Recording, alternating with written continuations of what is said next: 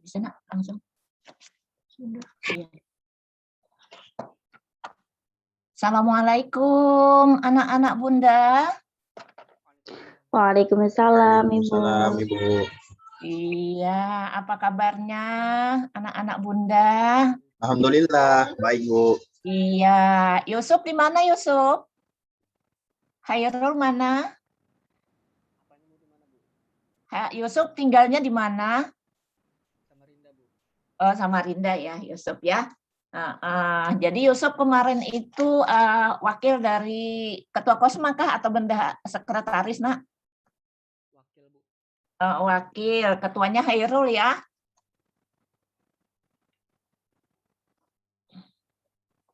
Iya.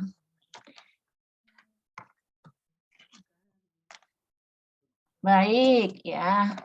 Sebelum kita memasuki materi perkuliahan kita pada hari ini ya, Bunda mohon ya agar kegiatan kita pada pagi hari ini mendapatkan barokah dari Allah Subhanahu wa taala. Silahkan dulu anak-anak Bunda yang soleh dan solehah untuk berdoa ya, Nak. Ya, siapa yang mimpin silahkan. Saya ambil alih, Bu. Iya. Saya ambil alih, Bu. Mimpin, Ya. Oke, teman-temanku sekalian, marilah kita awali kegiatan pembelajaran kita pada pagi hari ini dengan membaca Ummul Quran. Al-hadiniyah wa likulli niyatin sholihah ila hadratin Nabi. Al-Fatihah. A'udzubillahi minasyaitonir rajim. Bismillahirrahmanirrahim. Alhamdulillahirabbil alamin arrahmanirrahim maliki yaumiddin. Iyyaka na'budu wa iyyaka nasta'in ihdinas siratal mustaqim.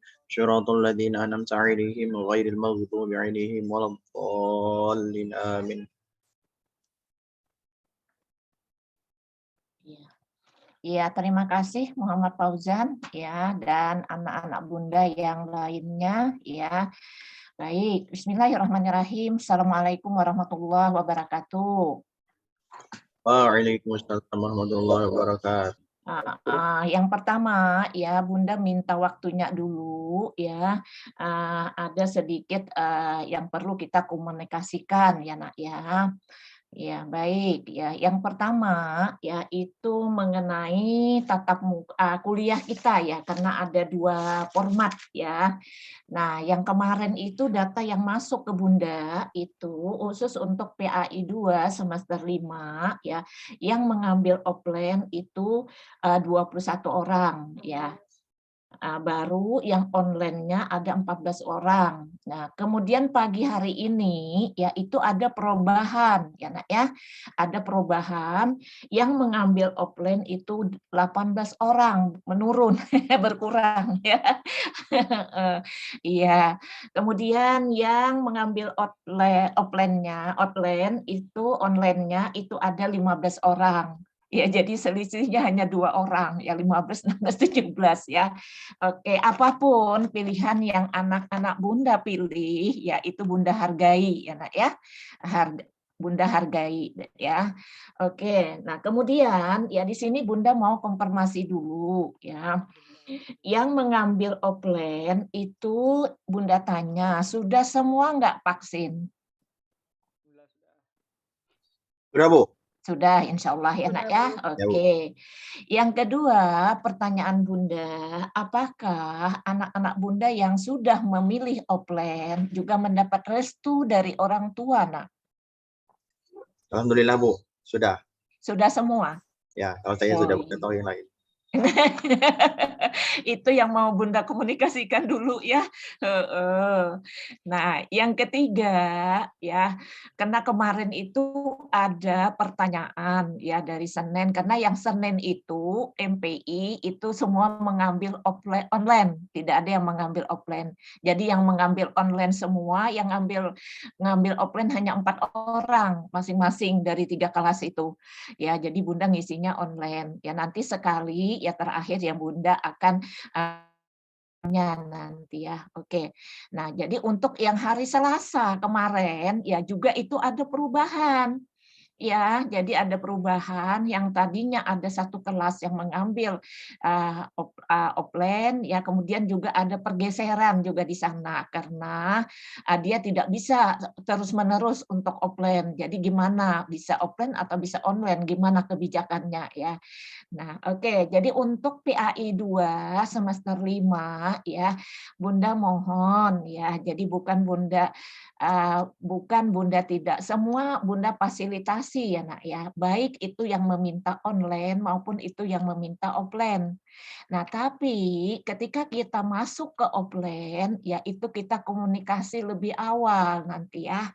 Supaya nanti jangan sampai yang sudah datang ya, nah kemudian yang komit untuk mengambil offline ya, nanti ada yang nggak bisa datang ya sih nggak masalah ya, karena itu ada 2 sistem juga ya, dia ketika offline dan juga bisa dengan memakai online ya Nak ya. Nah, jadi untuk Bunda ya ini hari ini ya, oh tadi ada permintaan ya bahwa Bunda itu kalau bisa nggak masuk cuma sampai jam setengah 9 ya, karena jam 9 itu ada yang mau masuk ya, dosennya kemudian beliau ada tugas jam 10 ya. Nah, jam kedua siapa dosennya, Nak? Ibu Oh, Rumainur. iya, Bu. Oh, Ibu Rumainur ya. Oh, iya. Kemudian beliau online atau offline? Blender. Offline, Bu. Offline. Oh, Oh, offline ya. Iya, oke. Berarti ada di kampus ya. Karena juga agendanya Bunda itu ada ujian seminar hasil juga ya. Jadwalnya. Iya, bisa aja ya. Kita fleksibel saja ya. Nah, jadi untuk hari ini ya Nak ya, Bunda ingin merampungkan materi dari Bunda dulu ya. Insya Allah terkejar nanti sampai dengan jam setengah 9 ya. Nah, terkejar nanti rampung sudah materi yang Bunda sampaikan, tinggal kita meneruskan, ya tugas kita yaitu melanjutkan diskusi kelompoknya. Nah, melanjutkan diskusi kelompoknya. Jadi nanti diskusi kelompok itu sudah ada 2 yang maju, kelompok 1 ya, kemudian dengan kelompok 2 yang sudah maju ya. Nah itu berarti minggu depan hari ini Bunda rampungkan. Nanti minggu depan lanjut diskusi lagi ya. Untuk minggu depan kelanjutan diskusinya ya itu kita gunakan 2 kelompok yang maju. Nah ya. Nah kita mencoba 2 kelompok yang maju ya karena Ibu mau mengumpulkan ya merampungkan nilai kelompoknya. Ya, jadi 2 yang maju ya itu 2 maju berarti kelompok 3 dengan kelompok 4 ya. Kelompok 3 RPP, kelompok 4 itu inovasi ya. Nah, sistemnya seperti ini ya. Jajaran Kosma dan wakil siapapun yang terlibat ya tolong dicermati dengan sebaik-baiknya ya. Sistemnya nanti kelompok 3 itu mempresentasikan isi makalahnya secara garis besarnya saja. Kemudian dilanjutkan oleh kelompok 4.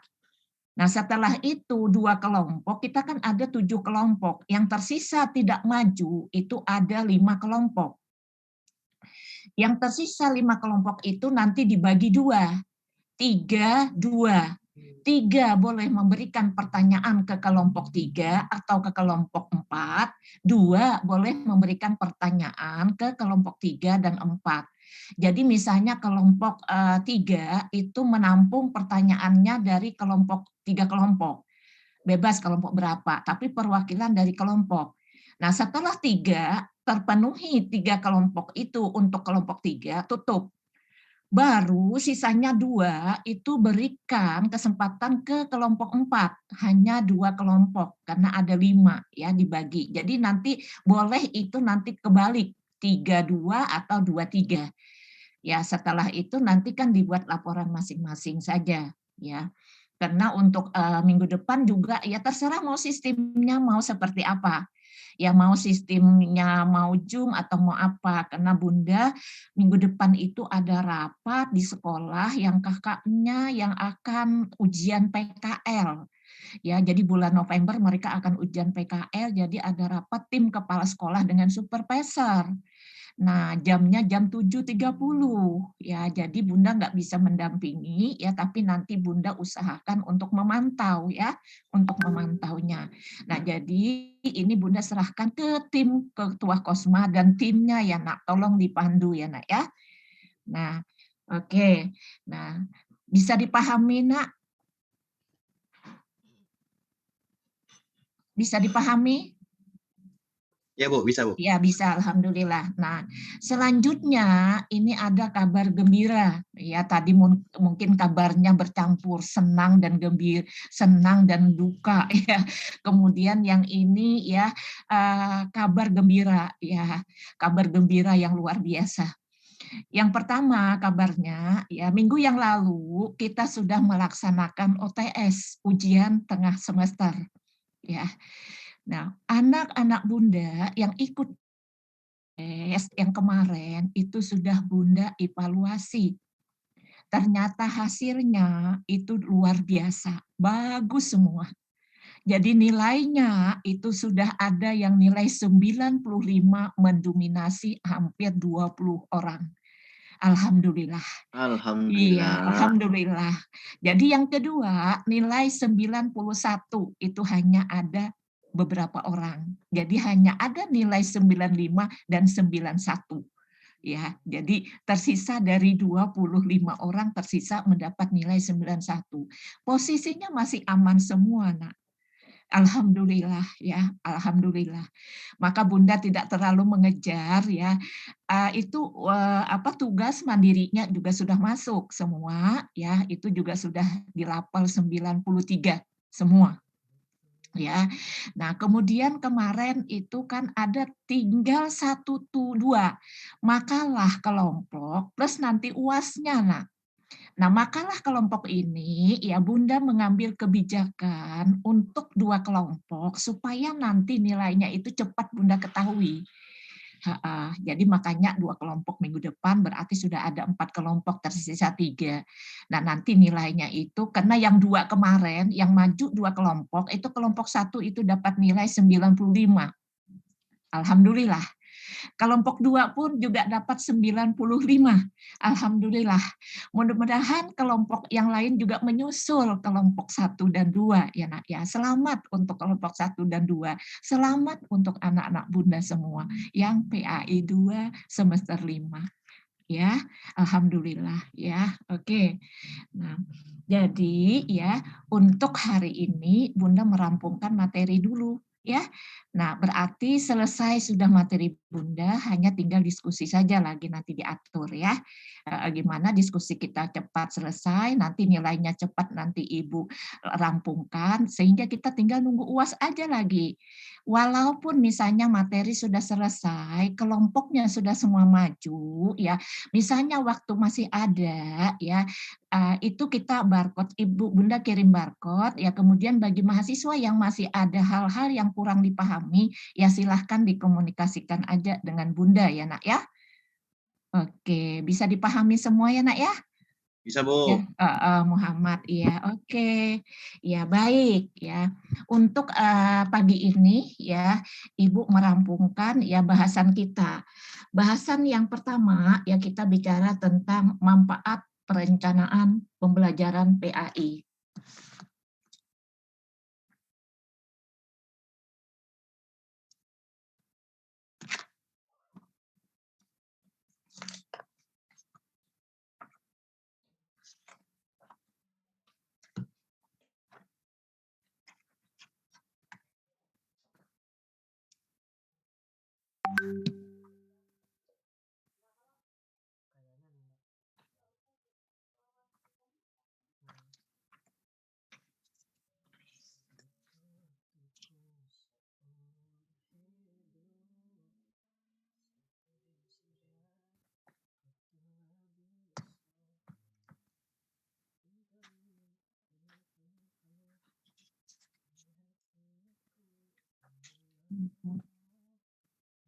Ya.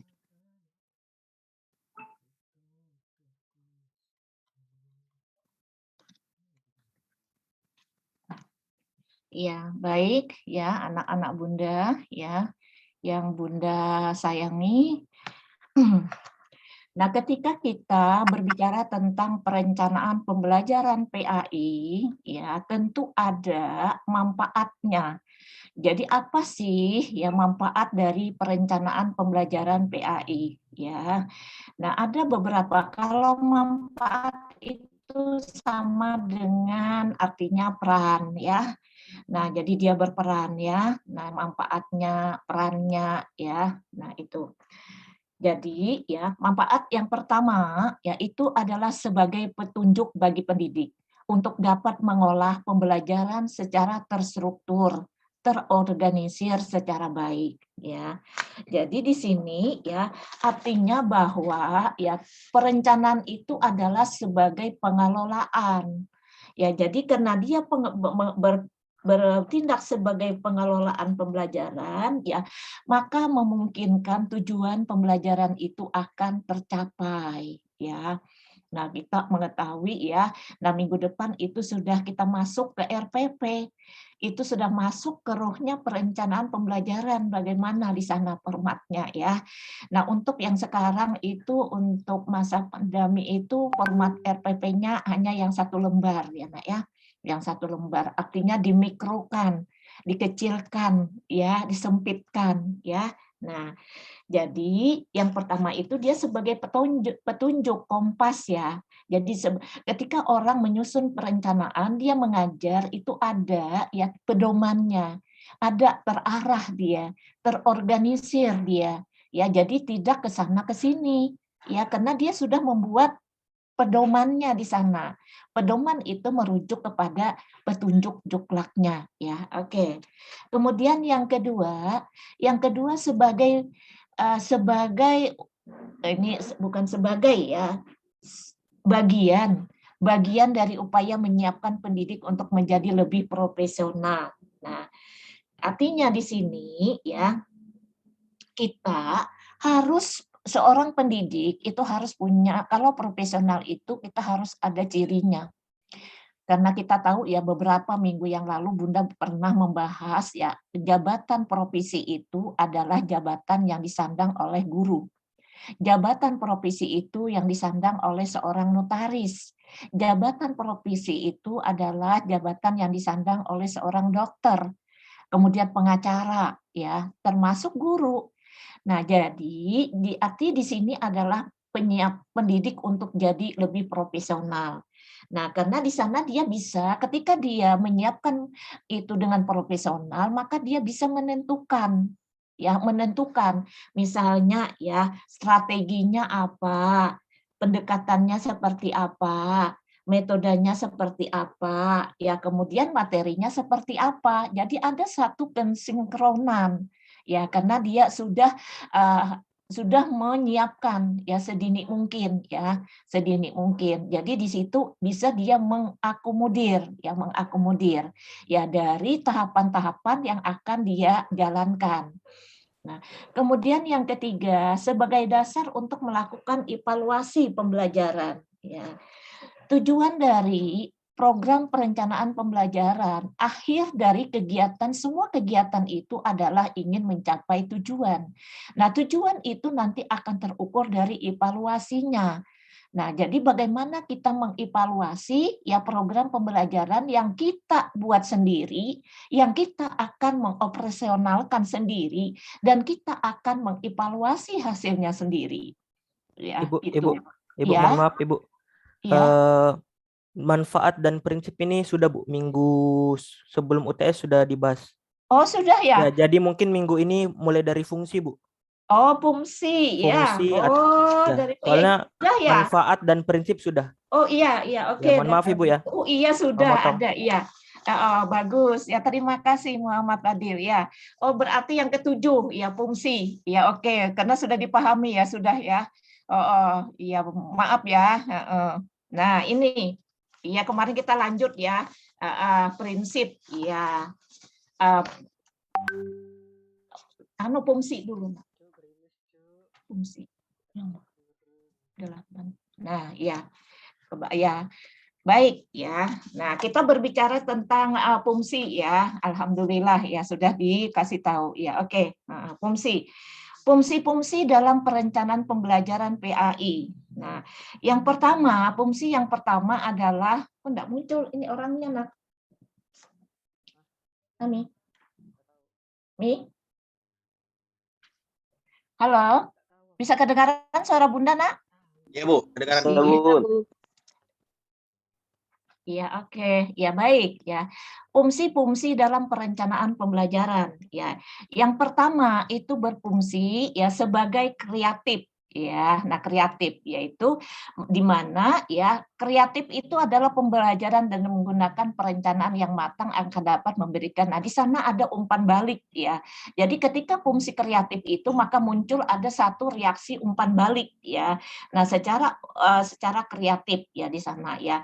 Jadi bagaimana dari umpan balik itu ya akan menimbulkan satu kreativitas, dan ketika kreativitas itu muncul maka kelemahan artinya akan kita temukan semaksimal mungkin ya. Jadi kita akan menemukan kelemahan-kelemahan yang terjadi di dalam proses pembelajaran di sana ya. Jadi dengan fungsi kreatif itu ya. Jadi kreativitas yang dimunculkan ya. Nah, sehingga guru dapat memperbaiki kekurangannya, kelemahannya ya. Nah, agar kelemahan itu bisa dikurangi, dimaksimalkan sedikit mungkin ya. Nah, kemudian yang kedua berfungsi sebagai inovatif. Inovatif di sini artinya itu sama dengan sistematis ya. Nah, inovatif itu sama dengan sistematis ya. Jadi bagaimana kita merancang ya sebuah desain pembelajaran itu secara inovatif, secara sistematis ya, sehingga program yang tergambar itu ya menjadi utuh dia ya. Nah, ketika ya program itu menjadi utuh maka dia akan bernilai inovatif. Ya, dia akan bernilai inovatif. Oke, yang ketiga ya, berfungsi sebagai selektif ya. Nah, untuk mencapai sesuatu tujuan, sasaran pembelajaran kan, kita dihadapkan berbagai pilihan.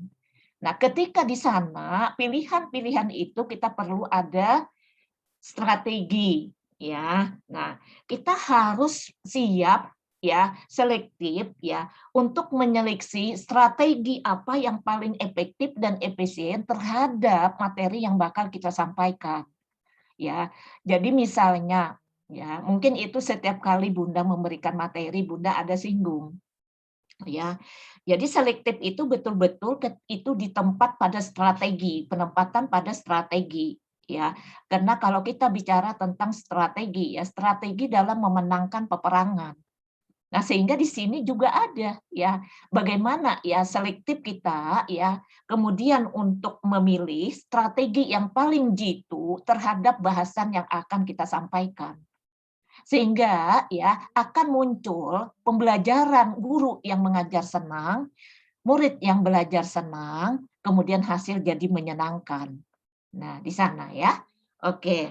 Nah, kemudian yang keempat ya, di sana adalah berfungsi sebagai komunikatif ya. Nah, setiap perencanaan ya yang memadai ya itu harus dapat menjelaskan kepada orang lain. Ya, jadi ada komunikatif.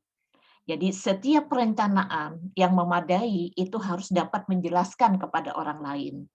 Ya, orang lain yang terlibat di sana baik secara internal maupun secara eksternal, ya. Baik secara internal maupun secara eksternal. Siapakah yang internal? Internal itu berarti ada guru, ada kepala sekolah, ada siswa.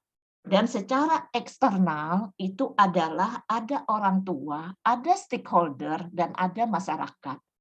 Nah, jadi bagaimana komunikatif ini bisa ya berkomunikatif dengan baik. Karena ketika komunikatif itu bisa, ya kita ingin mendapatkan informasi. Tetapi informasi itu kita harus mendapatkannya pada saat ini. Tetapi tidak kita dapatkan.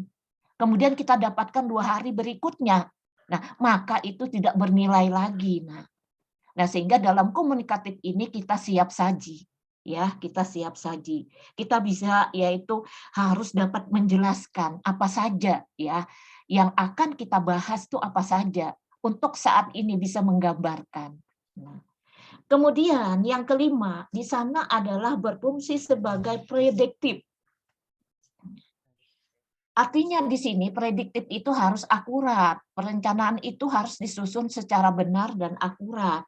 Ya, nah jadi ya bagaimana ya kita dapat menggambarkan berbagai kesulitan ya, artinya dapat menggambarkan beberapa kesulitan yang dilakukan ya oleh guru atau kesulitan yang dapat dilakukan oleh siswa ya. Nah, jadi di sana ya prediktif itu kita bisa memprediksikan ketika perencanaan ini disusun, maka fungsinya perencanaan ini ada masalah. Nah, dari masalah itu akan terukur masalah dari guru atau masalah dari murid. Kalau masalah dari guru kira-kira apa, kalau masalah dari siswa itu apa. Nah, sehingga dari sana ya kita akan dapat menggambarkan hasil yang diperoleh.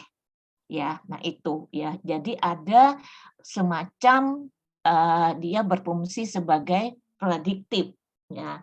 Kemudian yang keenam, dia berfungsi sebagai akurasi ya, akurasi ya.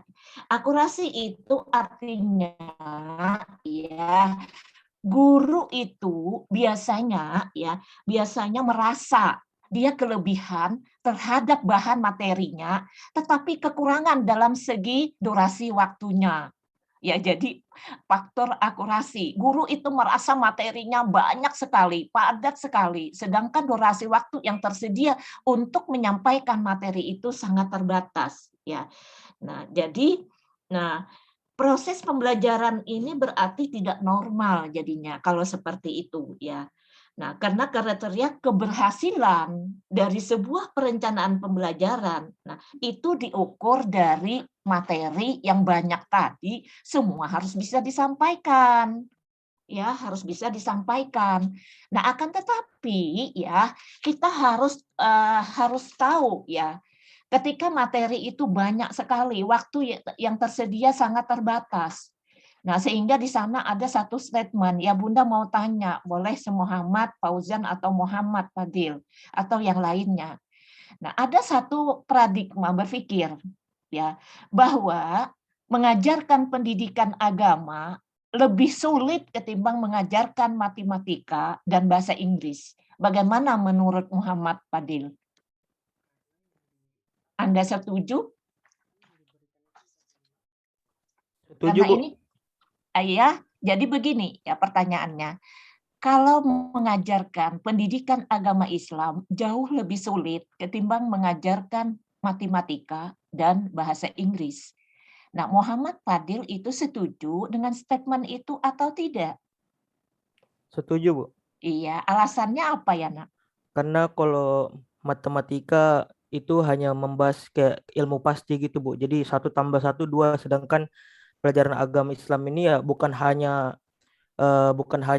sekedar pengetahuan, tapi ada di dalamnya itu ada kayak akhlak, akidah. Jadi mungkin itu yang bikin sulit, dan itu yang paling sulit karena tidak pasti gitu. Ketika kita mengajarkan suatu anak A, belum tentu dia mau melakukan A, bisa saja dia melakukan B. Beda dengan matematika, jika diajarkan 1+1, maka anak itu akan menjawab 1+1 ya 2 gitu. Iya, Itu oke yang bikin sulit, Bu. bagus ya. Nah, kalau itu dihubungkan dengan ilmu perencanaan, posisinya ada berapa di sana? Ya, jadi ya fungsi yang dimaksud dengan akurasi di sini itu benar, Muhammad Fadil. Ya, ada satu statement. Ya, Ibu sangat setuju sekali dengan statement itu, bahwa mengajarkan pendidikan agama jauh lebih sulit ketimbang mengajarkan matematika dan bahasa Inggris. Tadi sudah dijelaskan oleh Muhammad Fadil. Hanya dalam konteks itu kita kembalikan ke konteks perencanaan pembelajaran. Kalau kita mengajarkan matematika, yang kita butuhkan hanya kognitifnya saja, ilmunya saja. Tetapi ketika kita mengajarkan pendidikan agama, maka yang kita butuhkan di sana ada 3 ranah dalam perencanaan pembelajaran. Yang pertama adalah kognitifnya, ilmu pengetahuannya. Yang kedua adalah efektifnya, penerapan dan aplikatifnya. Kemudian yang ketiga adalah psikomotoriknya, yaitu keterampilan dan latihannya. Anak Bunda setuju? Oke. Nah, jadi sulit ya, sulit sekali ya. Nah, karena tidak hanya ilmunya saja, bagaimana kita mengaplikasikan, bagaimana kita menuntut satu keterampilannya ya. Nah, sehingga itu dihubungkan dalam konsep perencanaan pembelajarannya. Ya. Jadi kriteria keberhasilan sebuah pembelajaran tidak diukur dari banyaknya jumlah materi yang tersampaikan. Kalau materi yang tersampaikan itu anak tidak mengerti, berarti hanya kita kejar tayang. Oh, yang penting udah saya sampaikan, semua materi udah selesai. Tapi apakah anak itu punya kemampuan untuk menyerap terhadap semua faktor materi itu, ya kita kurang terukur. Nah, sehingga ada satu statement itu ya, dan kita sangat setuju sekali. Nah, bagaimana ya? Artinya di sana dia memiliki ilmu pengetahuannya, dia juga bisa menerapkan dan mengaplikasikan, kemudian juga dia mampu dan lakukannya ya secara psikomotoriknya. Nah, oke. Ya. Nah, ini ada satu apa ya, pengalaman yang luar biasa ya buat Bunda. Nah, Bunda itu kemarin ya waktu mengambil IS2 ya, nah itu berteman ya. Jadi waktu ada kuliah kami yang harus di Bandung ya, Bunda itu ada tugas ya. Tugas kami adalah tugas kelompok. Jadi kami berdua. Nah, kemudian bekerja satu tim yaitu kemudian partnernya itu adalah kepala sekolah MI ya. Jadi kepala sekolah MI. Nah, jadi ketika ini masuk di dalam akurasinya di sini ya. Nah, jadi ya ketika kami mengerjakan tugas kami berdua ya, Bunda itu sudah diwanti-wanti ya, Bunda ya nanti kita mengerjakan tugas, Bunda jangan datang pada hari Senin dan hari Kamis. Ya.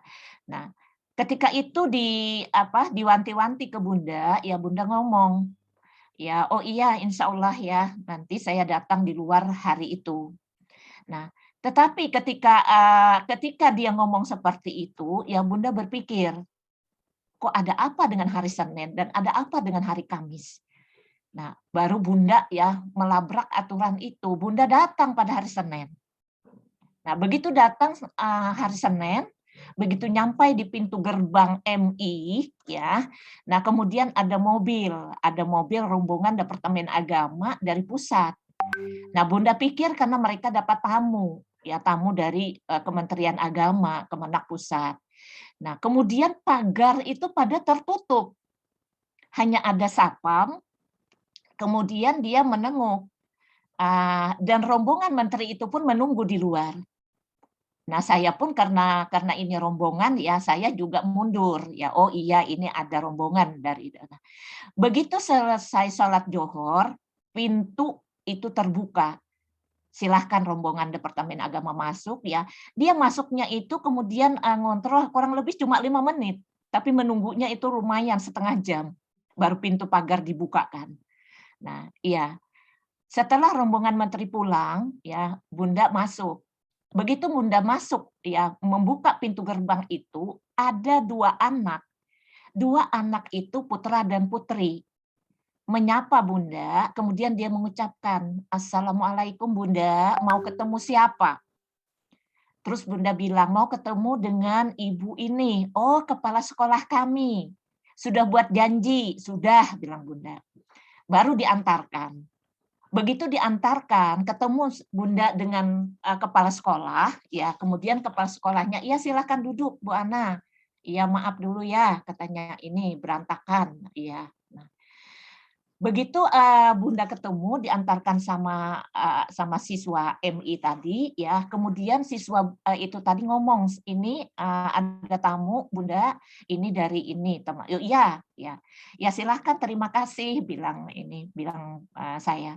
Terus anak itu tetap berdiri, kemudian Bunda bilang, "Apa masih ada Bun yang kami bantu, yang bisa kami bantu?" Sudah tidak ada lagi. Baru dia pergi. Nah, artinya di sana apa? Aplikasinya ya selain dia disampaikan ilmu pengetahuannya secara kognitif, efektifnya juga itu jalan. Ya. Jadi saya sering ketika itu membanding ya. Nah, itu MI. Ya, kalau mahasiswa saya itu kan mahasiswa. Saya pernah tamu saya datang mencari ruangan saya, sampai 3 kali dia telepon saya. Bun, saya sudah di sini, di mana ruangan Bunda? Sampai dia tanya waktu itu sama mahasiswa, mahasiswanya bilang, oh Bunda di sana.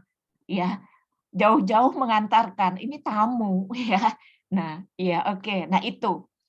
Yang kedua, ya Bunda ketika masuk di ruang kepala sekolah, Bunda melihat di mana ini kantin, di mana ini apa ya. Oh, ternyata ya pada hari Senin yang tadi tidak diizinkan Bunda datang, sekolah itu ya pada hari Senin dan hari Kamis berpuasa sunnah.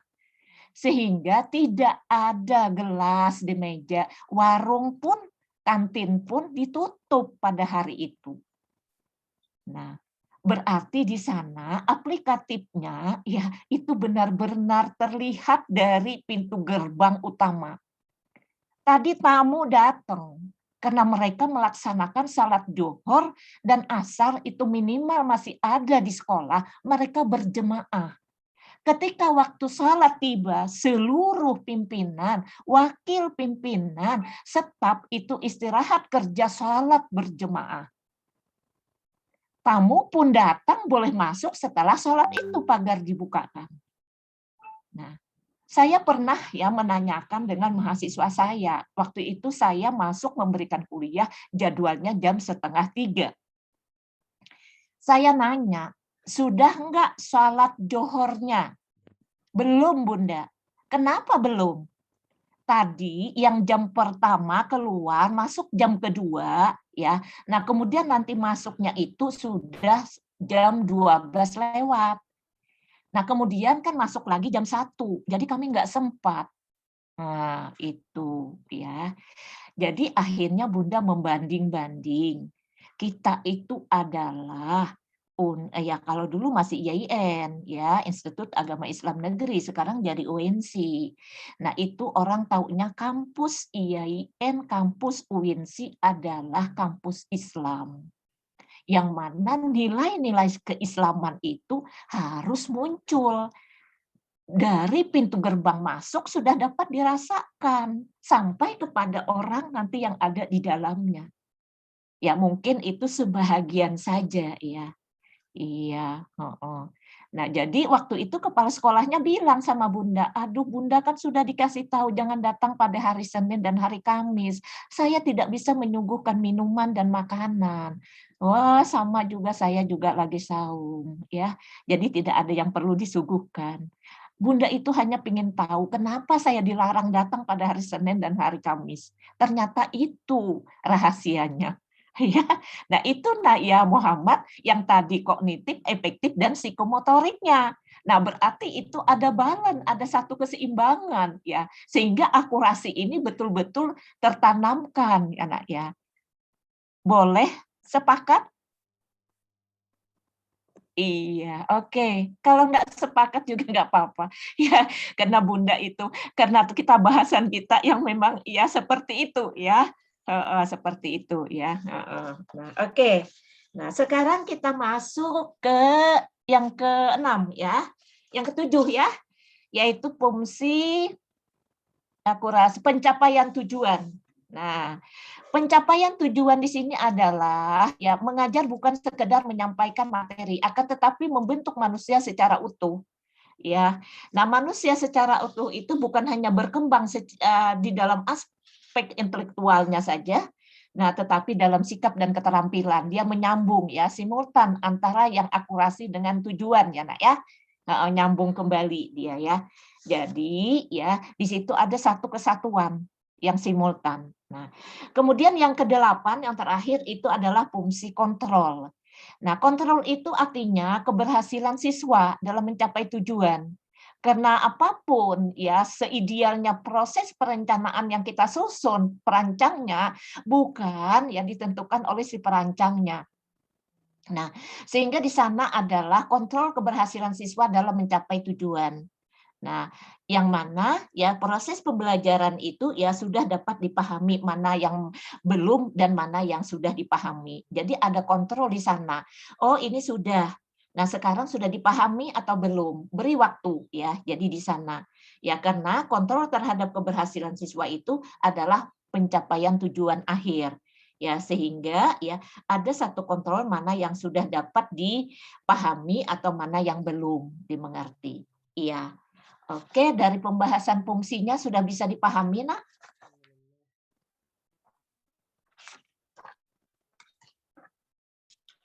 Oke. Bisa ya?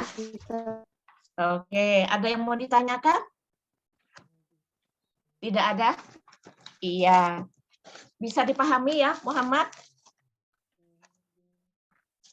Bisa, Bu, bisa. Ya, alhamdulillah. Iya. Ya, sekarang kita masuk ya. Yang prinsip tadi. Tadi kan terbalik dia. Yang prinsip yang ketujuh. Ya, yang ketujuh. Ini kan.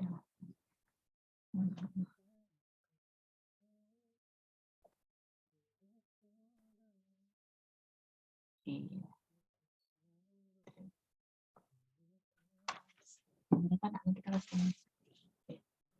Berapa menit? Nah, iya, lanjut ya. Nah, tadi tertukar nomornya, Nak ya. Nah, ini yang ketujuh ya. Yang ketujuh tadi yang ke-8 ketukar ya, tapi nggak apa-apa. Ya, yang penting skop judulnya tersendiri. Nah, di sini ada kita masuk ke prinsip-prinsip ya. Jadi prinsip-prinsip yang harus kita pertanggungjawabkan dalam perencanaan pembelajaran. Iya. Yang pertama adalah perencanaan pembelajaran harus komprehensif. Ya, jadi perencanaan pembelajaran itu harus komprehensif. Dalam penyusunan perencanaan pembelajaran, mungkin banyak faktor, banyak permasalahan yang dihadapi.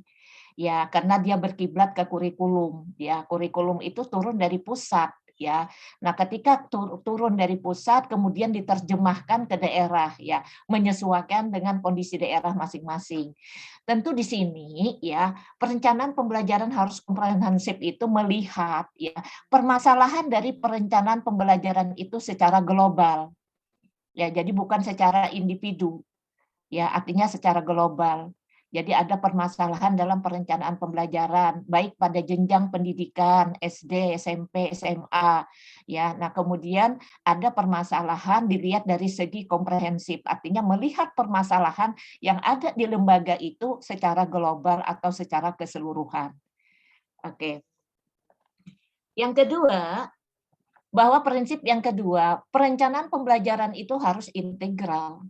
Nah, perencanaan pembelajaran harus integral itu artinya bahwa ya perencanaan pembelajaran itu harus bisa diintegrasikan ke dalam perencanaan yang menyeluruh. Nah, sehingga ya integral itu sudah nampak dalam sebuah sistem. Ya, jadi perencanaan pembelajaran harus integral ya, artinya diintegrasikan ke dalam perencanaan yang menyeluruh. Ya, di dalam konsep perencanaan itu ada indikator apa saja. Nah, ketika indikator 1, 2 itu diintegrasikan. Nah, ketika itu diintegrasikan, maka dia sudah nampak dalam sebuah sistem. Ya, dalam sebuah sistem pembelajaran. Ya, jadi terintegrasi ya, terintegralkan ya. Nah, kemudian yang ketiga ya, bahwa perencanaan pembelajaran harus memperhatikan aspek kualitatif dan kuantitatif. Nah, aspek kualitatif itu dinarasikan. Jadi dalam penyusunan perencanaan pembelajaran itu ya itu dinarasikan. Jadi bahan materi apa itu di apa ya dinarasikan artinya diterjemahkan. Nah, kemudian kuantitatif. Kuantitatif itu dari segi jumlah ya. Jadi dari segi jumlahnya itu setelah itu dinarasikan, jadi jumlah masing-masing poin yang dinarasikan itu berapa kasih poinnya. Ya, jadi ada hitungannya. Ada. Kemudian yang keempat, perencanaan pembelajaran harus merupakan rencana jangka panjang. Nah, jadi perencanaan pembelajaran itu harus merupakan rencana jangka panjang dan kontinu. Kita menyusun perencanaan pembelajaran, ya dulu namanya ya namanya yang pertama itu dulu SAP ya. Jadi SAP itu Satuan Acara Pembelajaran. Nah, kemudian ganti jadi RPP, Rencana Program Pembelajaran, ya. Nah, artinya ini harus merupakan rencana jangka panjang. Yang dimaksud rencana jangka panjang ya RPP SAP itu bisa dibuat ya sampai 1 tahun. Ya, jadi misalnya ya saya mengajar ya semester ini ada mata kuliah perencanaan perencanaan PAI. Nah, nanti pada semester tahun depan itu ada lagi. Saya boleh buat itu untuk 1 tahun. Ya, kalau RPP di sekolah kan beda dia. Nah, jadi itu bisa dibuat dalam 1 tahun, bukan dibuat per 1 catur bulan. Ya, yang seharusnya kan per semester itu kan 6 bulan. Tapi idealnya ya estamen waktunya itu kan hanya 4 bulan efektif. Nah, 4 bulan efektif itu kita bisa buat ya itu perencanaan pembelajarannya itu 1 tahun boleh, 1 semester boleh, 1 triwulan juga boleh. Maka di situ rencananya panjang, rencana jangka panjang boleh. Kenapa? Manfaat dari kita membuat dalam estamen waktu yang panjang ya itu artinya ketika misalnya Bunda tidak bisa masuk, kemudian ada orang lain yang menggantikan asistennya. Nah, kita tinggal menyampaikan RPP-nya, nah ini RPP-nya ini yang sudah Bunda sampaikan, ini dilanjutkan. Nah, dengan itu dia sudah melihat dari situ, bisa meneruskan. Ya, jadi di sana maksudnya. Kemudian yang kelima, perencanaan pembelajaran harus didasarkan atas efisiensi. Nah, di sini yaitu mengefisiensikan ya. Jadi di sana kita harus bisa mengelaborasi bahan ya. Nah, bahan itu biasanya yang terlalu banyak ya. Nah, itu dipilah kira-kira yang esensial itu yang mana. Sehingga waktu itu bisa diefisiensikan ya. Jadi alokasi waktunya bisa diefisiensikan semaksimal mungkin. Ya, kita harus memilah dari semua pokok bahasan itu, mana bahasan itu yang esensial, mana bahasan itu yang sifatnya itu penunjang. Yang pokok yang mana, yang utama yang mana. Kalau di kuliah itu kan ada kode mata kuliah. Nah, anak-anak Bunda semester 5 itu tahu nggak mata kuliah yang utama dan pokok itu? Ya, kodenya seperti apa? Muhammad, kode mata kuliah yang pokok itu ada kodenya. Ada nggak dikasih tahu? Nggak ada Ibu, nggak ada. Oh, Iya. nah itu ada rumpun mata kuliah ya, keislaman, keilmuan ya. Nah, yang keilmuan itu ya ada mata kuliah itu yang pokok. Artinya mata kuliah pokok itu harus wajib diambil. Kemudian ada mata kuliah pilihan. Mata kuliah pilihan itu boleh diambil 1 saja, jangan diambil 2. Kalau diambil 2 nanti kelebihan yang pilihan kurang nanti yang wajib. Nah, kodenya itu mata kuliah utama itu berkode MKDO. Dia ada MKK, banyak kodenya itu. Ya, jadi ya seharusnya ya harus sudah mengenali. Jadi jangan sampai nanti di semester 5 sampai ke 7 itu ada mata kuliah yang sifatnya pilihan itu diutama diambil. Mata kuliah pilihan itu ada sampai 5 mata kuliah. Ya, maka 5 mata kuliah itu yang pilihan hanya boleh diambil 1 mata kuliah. Nah, karena dia merupakan pilihan hanya penambah ya. Nah, nanti mata kuliah pilihan itu apa saja? Nah, nanti kodenya apa saja? Ya, itu. Ya. Nah, itu yang dimaksud ya. Jadi itu mengefisiensikan ya, mengefisiensikan. Jadi ada kode mata kuliah itu ada MKK, ya ada MKDU, ya ada MKS, ya ada MKD, banyak itu kodenya ya. Nanti di sana di keterangan, oh kode ini adalah masuk mata kuliah utama. Nah, jadi yang utama itu biasanya mata kuliah yang masuk yang di ujian kompre. Ya, ujian kompre termasuk ini perencanaan sistem PAI ini mata kuliah pokok keilmuan. Ya, mata kuliah pokok keilmuan. Kemudian evaluasi itu mata kuliah pokok keilmuan. Ya, itu yang di keilmuan. Ya, jadi ada 8 ya di sana. Kemudian yang keislaman itu ada 6. Jadi itu ada ya. Ada ciri-cirinya, ada kodenya, Nak ya. Oke, ya nanti kalau sempat nanti Bunda ini kan sampaikan. Ya, oke, yang keenam. Yang keenam itu perencanaan pembelajaran harus dibantu oleh organisasi administratif. Ya, artinya di sana seorang guru itu tugasnya bukan mengajar saja. Seorang guru juga melakukan administrasi ya. Nah, maka di sana ya itu harus dibantu. Artinya selain kita mengajar juga kita dituntut untuk menyiapkan administrasi yang ada di sekolah. Ya. Kemarin sudah belajar administrasi supervisi? Sudah? Sudah, Nak? Sudah, Bu. Apa yang menjadi ruang lingkup administrasi supervisi? Ruang lingkupnya apa saja? Helma? Siapa yang ngajar? Muhammad? Yang lain? Halo? Kedengaran nih suara Bunda? Fadil? Kedengaran, Bu. Kedengaran, iya. Siapa yang ngajar administrasi? Supervisi? Bu Siti Nur Asiyah, Bu. Oh, iya Kak. Udah Asia ya. Apa ya ruang lingkup dari administrasi pendidikan yang ada di sekolah? Salah satunya administrasi kurikulum, administrasi personal sekolah, administrasi tata usaha, administrasi kesiswaan, administrasi keuangan, administrasi supervisi, dan administrasi humas. Ada 7 ya. Bisa dipahami? Bisa, Bu. Iya, Bisa, Bu. iya. Itu kan kemarin semester 3 ya kalau nggak salah, atau 4. Kan yang menjadi rohnya dari bahasan administrasi itu kan itu ada 7 indikator di sana. Apa saja yang dilakukan oleh administrasi kurikulum ya.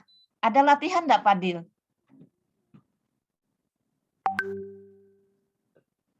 Ada latihan, Muhammad?